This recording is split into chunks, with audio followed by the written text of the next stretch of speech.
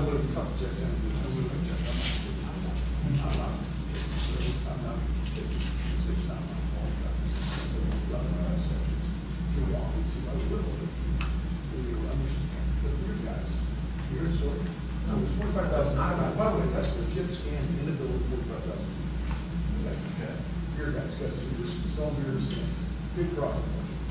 Guy gets his tray, he comes out, he gets stomped when he gets the launch when he sells his own tray. Goes back. Went on all night. Nobody ever got into the stands when they beer was about it. Because the lines are so long. Concession lines ran out of water. It was crazy. Why did people I can tell you this, I left the game, 45 minutes with an hour after the game, there, do the interviews in the I was on the same, I was about an hour.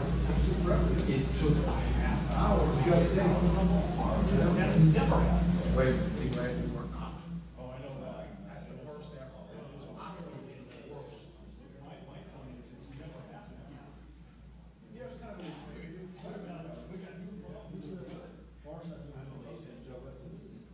Well, they used to let, like Southern used to be going east after the game one way. They stopped it. How they done it? Stopped it. I don't know. And you could get out going out Southern because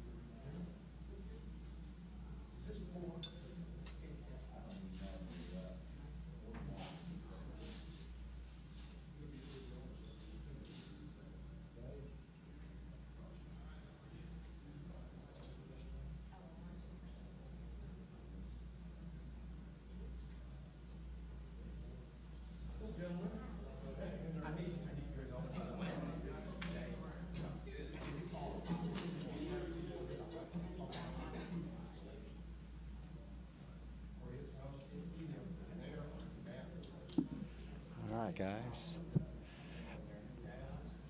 Just to let you guys know who we have here today. We have Micah Simmons, offensive lineman, who will be putting out a release later today, but it's also in your notes package. Micah is a semifinalist for the National Football Foundation Scholar Athlete Awards. Also with us, we have Ernest Suttles, defensive end. Ernest is from Tampa. And then finally we have Spencer Smith, sophomore punter, named the American Athletic Conference's Special Teams Player of the Week this week. You guys ready to go? All right. With that, we'll bring up Coach Fuente. Thanks, Ron. You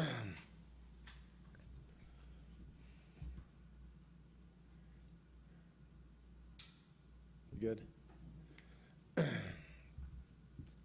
Before we talk about South Florida, I do want to go ahead and bring up a situation with Trevon Tate. We are aware of a situation with one of our student athletes, Trevon Tate.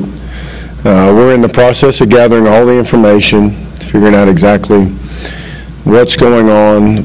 I've been in direct contact with the president's office and our athletic director, Tom Bowen, about everything that we know. Based on the information that we've got right now, we believe this whole thing will be resolved here shortly.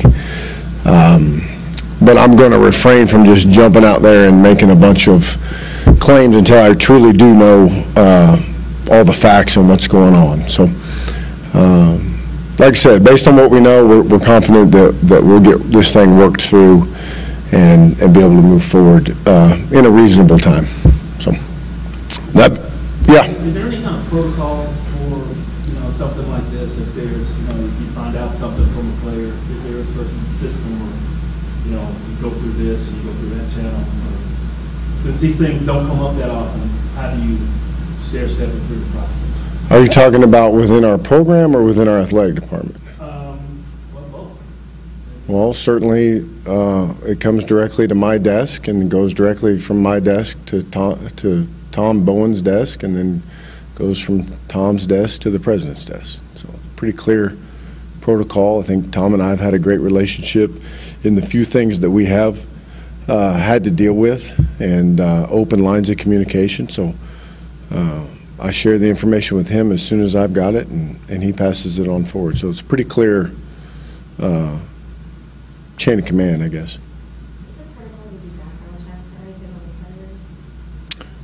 When we recruit them, or like, do we pay for a service to do a background check when we recruit players? No.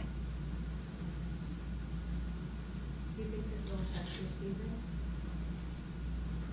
Well, I don't know exactly. I don't have all the facts, so I don't know. It's kind of impossible for me to project what will or won't happen in the future. Good? Anything else about it? Awesome. We're getting ready for South Florida this Friday night. We've got to go on the road and play a fantastic football team. They've had 2 weeks to get prepared for us. They are big and athletic, well accomplished defensively. Have hired new coordinators, and will present a tremendous challenge. They are athletic at quarterback, incredibly dynamic at tailback. They've played a very challenging schedule, obviously playing Florida State and Maryland, and then having last week off and getting ready for us. We played them last year, obviously, here at the Liberty Bowl, and it was a close ball game. I would expect it to be the same. Obviously, the numbers are what the numbers are from Thursday night. Talk about defensively. What did you see when you looked at the tape? Is there anything? I don't want to use a quick fix, but what did you see? Well, I think there's a couple things you can kind of ascertain from looking at it. First of all, the last 2 weeks we have not played as well as we would like defensively until the last 5 minutes of the game. That's part of the question you bring up to the kids is, when our back is truly up against the wall, we seem to be able to respond. What is the difference between that and the normal flow of the game? And the second thing is, I don't think there's one thing that you can point your finger to. We've got to play better across the board. We've got to get to the passer. We've got to rush the passer better. We've got to do a better job in coverage.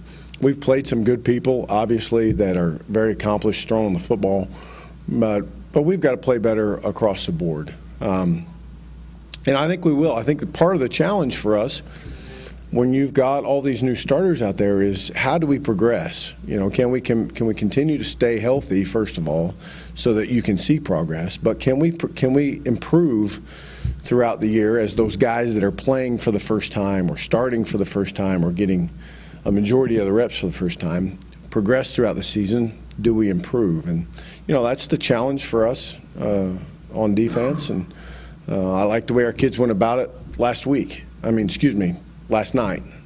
We had a spirited practice last night. The kids did a great job, and I think they've embraced the concept of trying to improve.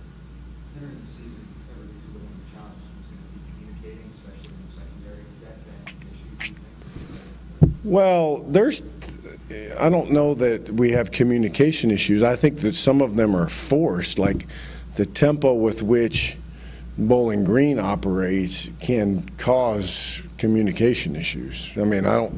So yeah, is that is that an issue? Absolutely. But is that because they're going at Mach 8 or because we don't know how to talk? To me, it's a combination of both, probably, Tom. But if I were to make a list of all the things that we need to improve on, I don't know that communication would be the first one. What is it at the end of those last two games? Is it schematic? Is it just urgency? What is it that has made you play better? Well, I don't know. That's a question we kind of pose to the kids. I'm not really positive. I like it. Don't get me wrong. I love the intensity and the urgency with which we played. I think it speaks to their character and their toughness and their buy-in in the program to make those plays at the end. But I think there's something to be learned there from our urgency level. That's what I believe it is. But I'm not. Dave, it's like I can't look in their minds, but that's what I feel like it is. That it's just you get to the point where you have to do this or you're not going to win. And we have taken those steps the last 2 weeks. So, hopefully we can have that mindset on a more frequent basis or a little earlier. They run a 4-2-5 defense with 5 backs. What's kind of the key to get through that success? Oh, I don't know if there's one key or another.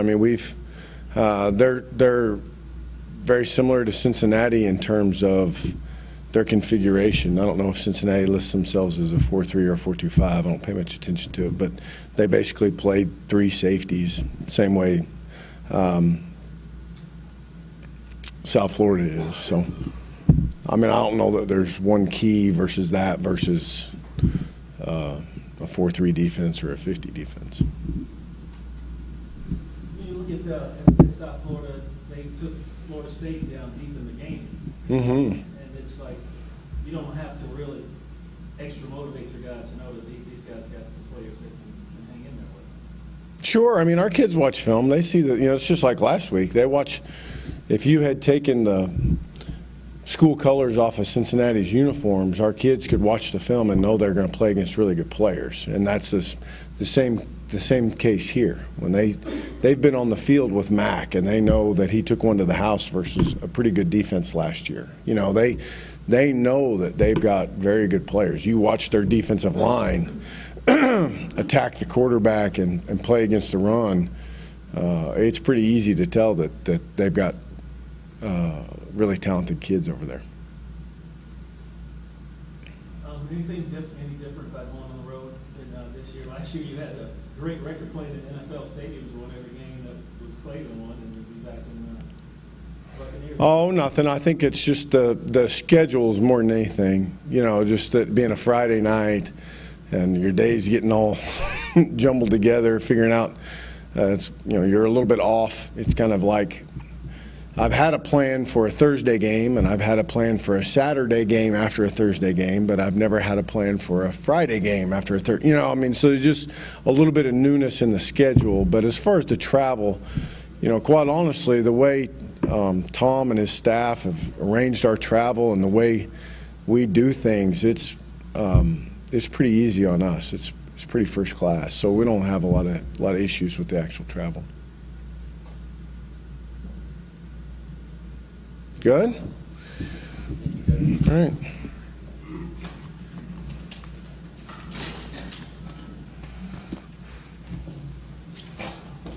Mm-hmm.